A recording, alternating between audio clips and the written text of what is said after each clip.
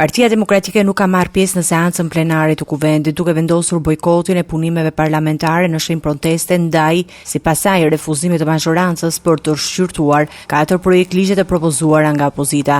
Në një deklaratë zyrtare, grupi parlamentar i Partisë Demokratike akuzoi shumicën se po pengon opozitën të ushtrojë funksionin e saj kushtetuese dhe të përfaqësojë interesat e qytetarëve.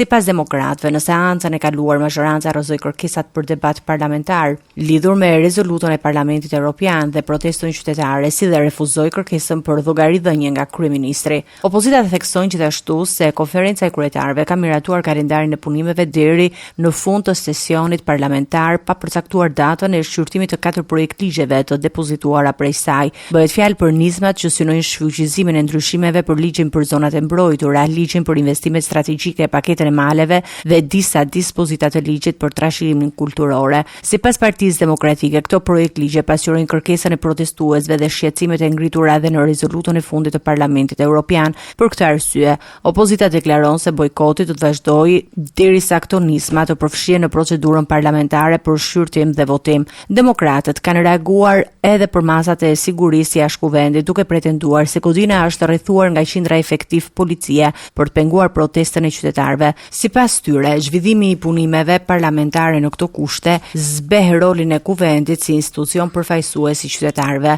Ndërkohë, jashtë parlamentit vijojnë tensionet mes protestuesve dhe forcave të rendit, ndërsa seanca plenare pritet të zhvillohet në mungesë të deputetëve të Partisë Demokratike.